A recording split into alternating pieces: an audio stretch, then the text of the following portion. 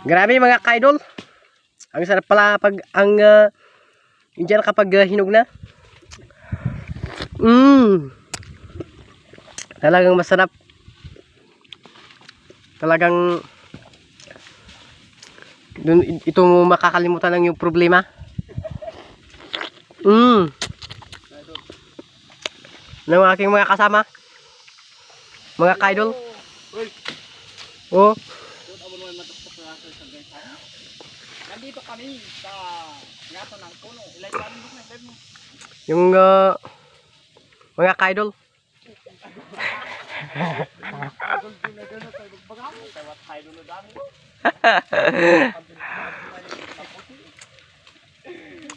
yun yung gayat kong maklong.